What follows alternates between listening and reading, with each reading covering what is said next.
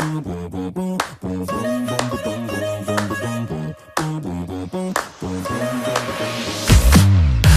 morning, everyone. Welcome back to Finance with Nagendra here. It's Wednesday, August 12th. Grab your coffee. Let's walk through today's key market updates before the opening bell rings.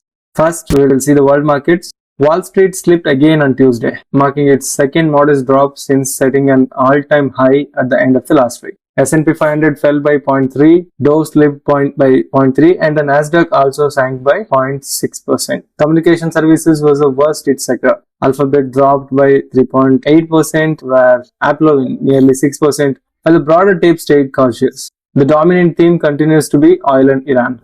Brent crude swung wildly between 87 to 90 during the session before setting up by 1.4% at $88.91. Tensions between Washington and Tehran remain elevated, with President Trump calling on Iran to pay compensation to families affected by past strikes, and Iran continuing to demand its own compensation in return. Treasury yields eased slightly as investors digested this uncertainty. Here is today's big one.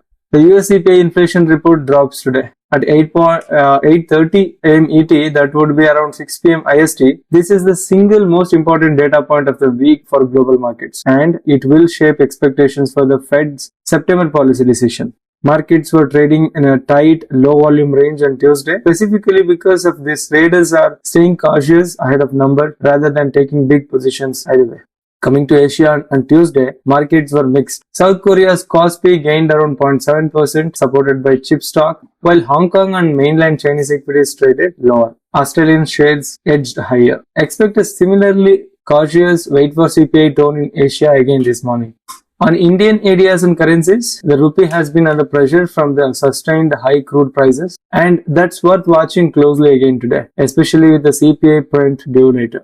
So what's the world market verdict? It's cautious and largely in wait mode. There is no major escalation or de-escalation to report from yesterday. Oil remains elevated and volatile. Wall Street took another small step back, and everyone globally is now focused on today's US inflation data as the next real catalyst. Don't expect strong directional conviction from world markets until that number lands this evening. So let us see the key news and data. What would move the markets today? There are several points. First, it is US CPI report this evening. This is the single biggest event risk of the week. A hot inflation print would push back Fed rate cut expectations and likely pressure both US and Indian markets. A cooler than expected number would do the opposite. This will land after Indian markets close today. So the real reaction plays out tomorrow's Nifty, but expect markets to trade cautiously today in that anticipation.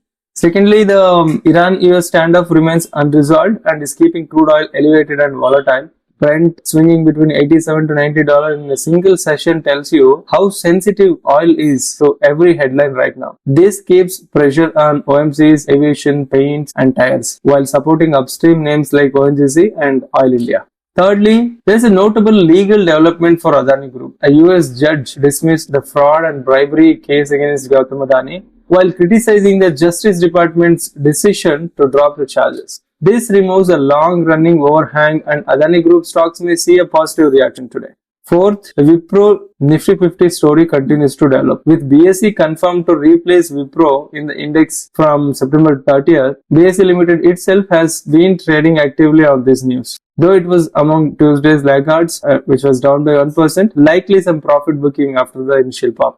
So finally, the fifth one, quarter results season is winding down but still active. Keep an eye on remaining announcements from mid-cap and smaller companies, as we have seen sharp individual stock reactions all the week. Something like Dr. Reddy's, Ola, Vodafone, Titan, etc. So that's about the news. Let's see the Indian market, today's outlook. Tuesday was a weak session for India, driven directly by the overnight crude spike. Sensex fell by 0.49%, Nifty declined by 0.46%, slipping below the psychologically important 24,500 mark. By the way, Nifty landed at 24,471 finally yesterday. So this is below the psychological important mark of 24,500. Bank Nifty dropped by 240 points, almost 0.42%. Pharma and IT were the only sectors to hold up, while FMCG, realty, metal stocks each fell around 1%. And financially were broadly weak. Notable laggards include Bharat Forge, Himadri, Bajaj Finance, BSE Limited and Vedanta. Mid caps were comparatively resilient, ending flat, while small caps posted marginal gains.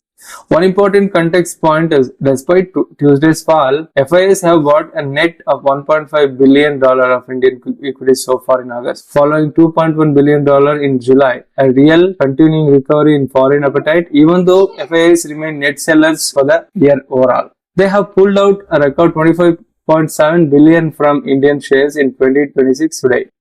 Given the wait for CPI tone globally and crude oil still elevated, expect a cautious, likely range-bound to slightly negative open today, with limited fresh directional triggers until this evening's US inflation data.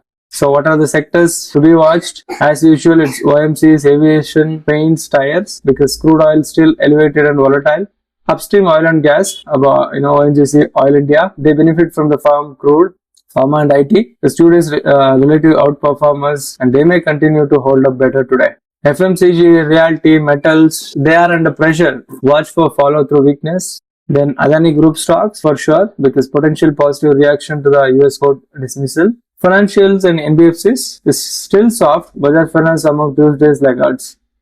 So, if we see FII and DI activity, FII stayed net buyers for second straight session, smaller than Monday's 1975 crore. Yesterday they have bought around 705 crores, but still a genuine continuation of the improving foreign flow trend. DIIs booked a second consecutive day of the modest net selling. 2 days of DII selling in a row is still not something to read too much into its own. It's a fraction of size of DII's typical monthly deployment, but it's worth flagging on the recent pattern because it has flicked.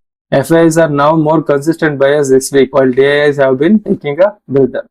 Okay, let us see today's Nifty trade setup. GIFT Nifty is trading around 24,561 when I saw the data latest. So it was flat, but here's important part. That's roughly 90 points above Nifty's Tuesday's close, signaling a solid gap up open might be, not the muted flat start suggesting by earlier evening data. This is a genuine update from what overnight sources indicated. GIFT Nifty formed up meaningfully overnight, likely reflecting steadier global cues into the Asian morning. This still fits the broader cautious wait for the CPI framing from earlier seconds. But the actual open looks more constructive than the flat one. Worth noting that early indicators shifted between last evening and this morning, which is a good real-world example of why checking GIFT Nifty close to air matters. So Nifty trend summary would be the index closed at 24,471 yesterday, now below the 24,500 mark and continuing a mild pullback from recent highs. The introduction of the new CAS closing action session mechanism last week has added some extra volatility into the final minutes of trading, which is worth being aware of if you are watching intraday closes closely this week. And what would be the support and resistance for intraday? Immediate resistance is at 24,600 to 24,650. With gap up, this zone is now the first real test. And the support would be, the immediate support would be 24,450 to 500, roughly today's open zone. A fade back below here would erase the gap. The deeper support would be at 24,350, a break of which would signal a gap up has fully failed and sellers are back in control. Let us see the zones which we should be watching today. So a hold above 24,500 would confirm a gap up is sticking, keeping the path open toward 24,600 and 650. A fade back below 24,450 would suggest the gap up is being sold into. Watch this zone closely in the first hour of trade.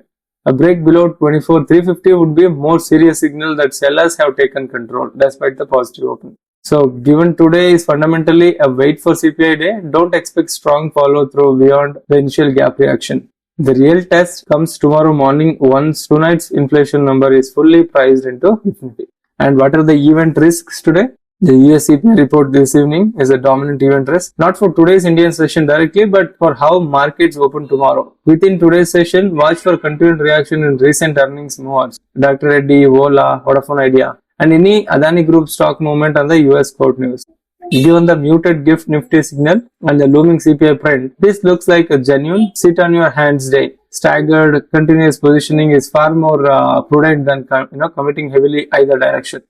That's your complete pre-market brief for August 12th. Today is fundamentally about waiting. Crude oil remains the background risk, but the real catalyst is the today's evening's US inflation data, which will set tone for tomorrow. So all traders and investors, please trade safe, and I'll see you in the next video. Thank you so much.